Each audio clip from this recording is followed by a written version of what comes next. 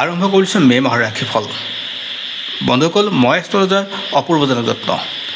ৰাশিফলৰ মূল ভিডিঅ'লৈ যোৱাৰ আগত আপোনালোকক এটা অনুৰোধ, যদি ফেচবুকত আমাৰ এই ভিডিঅ' চাইছে পেজটো ফ'ল' কৰি ৰাখিব, আৰু ইউটিউবত যদি চাইছে তেনেহ'লে চেনেলটো ছাবস্ক্ৰাইব কৰি কাষত থকা বেল আইকনটো প্ৰেছ কৰিব, যাতে অনাগত দিনত আমাৰ এষ্ট্ৰলজিৰ ভিডিঅ'সমূহ আপুনি সহজে পায়।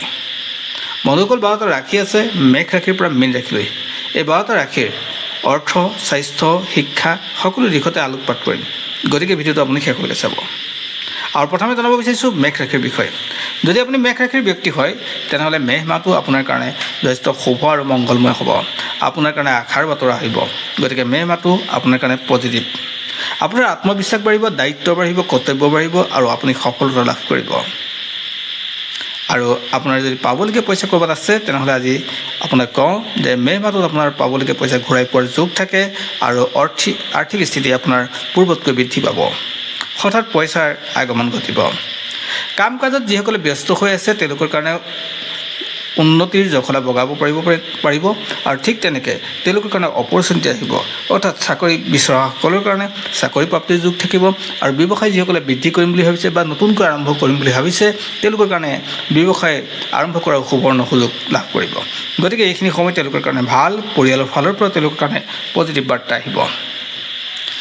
ইয়াৰ ভিতৰত আহিছোঁ বৃষ ৰাশিলৈ। যদি আপুনি বৃষ ৰাশিৰ ব্যক্তি হয়, আপোনাৰ ক্ষেত্ৰত অৰ্থাৎ টকা পইচাৰ দিশটো উন্নত হ'ব, ব্যৱসায় বাঢ়িব, আৰু ঠিক তেনেকৈ স্বাস্থ্যৰ ক্ষেত্ৰত আপোনাৰ উন্নত হ'ব।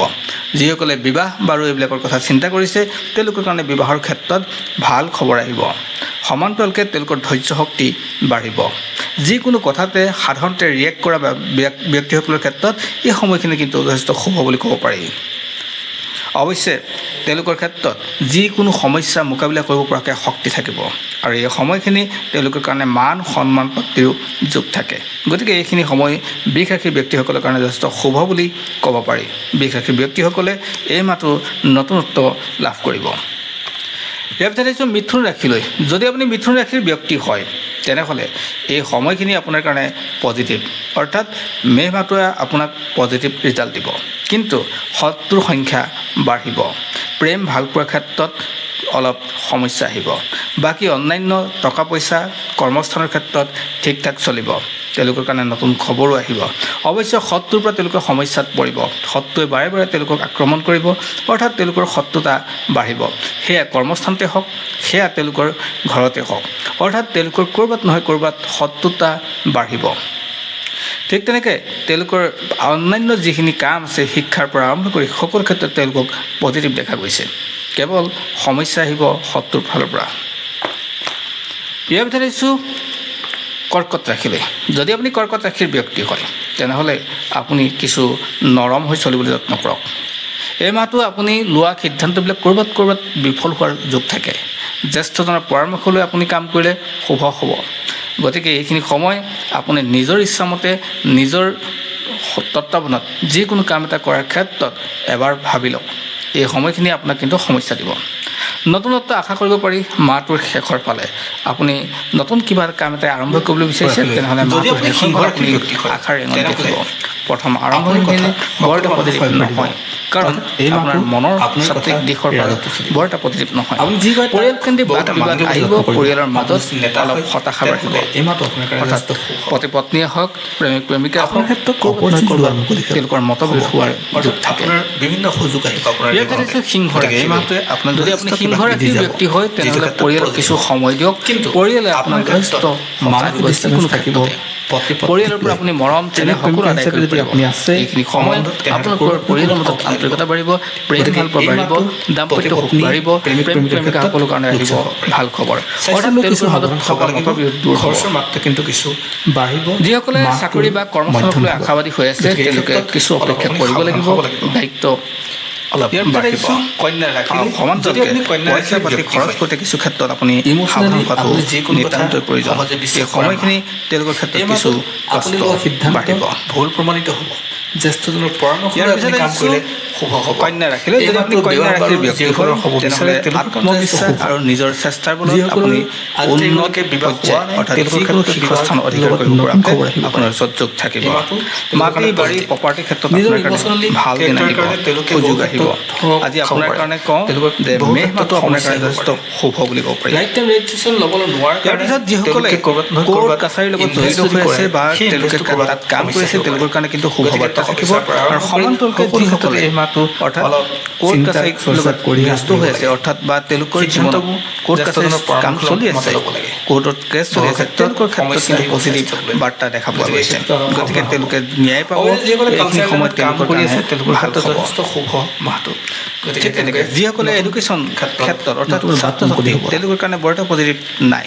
ইয়াৰ তেওঁলোকৰ পিছত মন যিসকলৰ তেওঁলোকৰ চিন্তা তুলা ৰাশি, কিছু তেওঁলোকৰ পৃথক হ'ব। ক্ষেত্ৰত। অৰ্থাৎ যদি আপুনি পঢ়াৰ তুলা প্ৰতি ৰাশিৰ তেওঁলোকৰ মন ব্যক্তি আৰু আপুনি নাইকিয়া হ'ব। চৰকাৰী কাম কৰি গতিকে আছে এনেকুৱা অৱস্থাত বা চৰকাৰী তেওঁলোকৰ যিকোনো পঢ়াৰ প্ৰতি বিভাগত অনিচ্ছা থাকিব বিভাগৰ সৈতে আৰু জড়িত সেয়েহে হৈছে, পঢ়াত আপোনাৰ ধ্যান কাৰণে দিব লাগিব positive এইসকল বাৰ্তা আহিব। ব্যক্তিয়ে। যিসকলে গতিকে চাকৰি বিচাৰি আছে যিসকলৰ তেওঁলোকৰ চাকৰি কন্যা পোৱাৰ ৰাশি সম্ভাৱনাও তেওঁলোকৰ বাঢ়ি যায়। ক্ষেত্ৰত কিছু সাৱধান হ'ব লাগিব গতিকে পঢ়াক তেওঁলোকৰ লৈ। ক্ষেত্ৰত পজিটিভ হ'ব।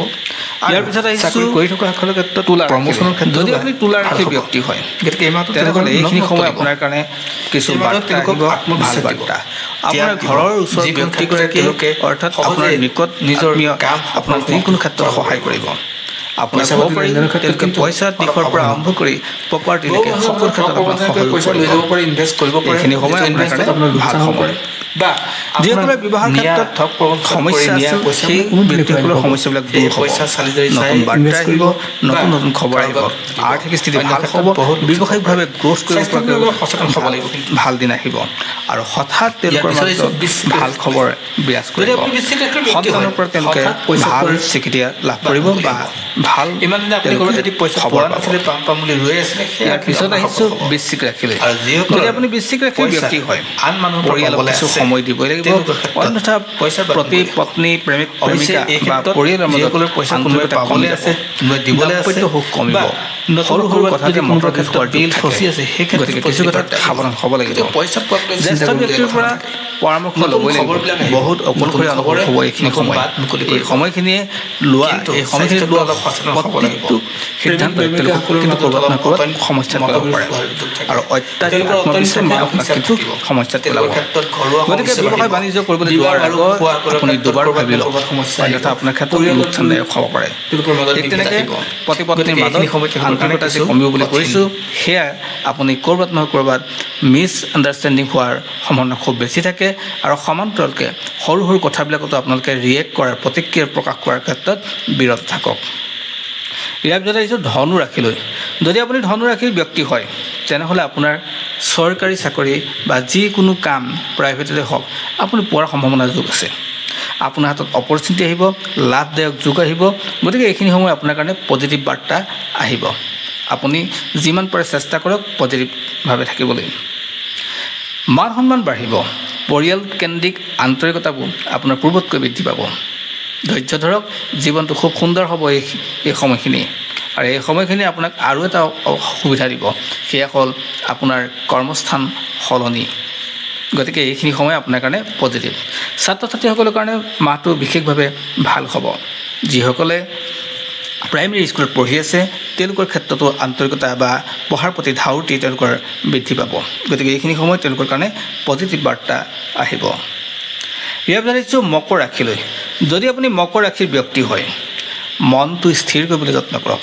আপোনাৰ মন মাৰি থাকিবলগীয়া হ'ব পাৰে, আপুনি ডিপ্ৰেশ্যন যাবলগীয়া হ'ব পাৰে। গতিকে এইখিনি সময় আপুনি অলপ চিন্তা চৰ্চা কৰি আগবাঢ়ক আৰু সৰু সৰু কথাবিলাকত আপুনি বেছি গুৰুত্ব নিদিব। পাৰিলে জ্যেষ্ঠজনৰ পৰামৰ্শ লৈ কাম কৰক, আপোনাৰ লাভ হ'ব। দায়িত্ব বাঢ়িব, কৰ্তব্য বাঢ়িব, আপোনাৰ টকা পইচাৰ ক্ষেত্ৰত আপুনি সমস্যাত ভুগিবলগীয়া হ'ব পাৰে। গতিকে এইখিনি সময় আপুনি কিছু সাৱধান হ'ব লাগিব। অৱশ্যে পঢ়াৰ ক্ষেত্ৰত যিসকলে ছাত্ৰ ছাত্ৰীয়ে পঢ়ি আছে তেওঁলোকৰ ক্ষেত্ৰত কিছু সমস্যাৰ পৰা মুক্ত হোৱাৰ যোগ থাকে।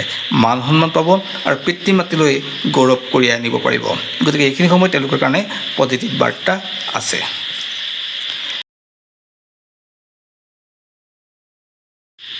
ইয়াৰ পিছত আহিছোঁ কুম্ভ ৰাশিলৈ। যদি আপুনি কুম্ভ ৰাশিৰ ব্যক্তি হয় তেনেহ'লে দীৰ্ঘ দূৰত্ব অতিক্ৰম নকৰাই ভাল। মানে আপুনি ফুৰা চকা কামবিলাক এই মাহত বৰ এটা বেছি নকৰিব। সাধাৰণতে এই মাহটো আপোনাৰ কাৰণে যাত্ৰাৰ কাৰণে বৰ এটা উপযোগী নহয়।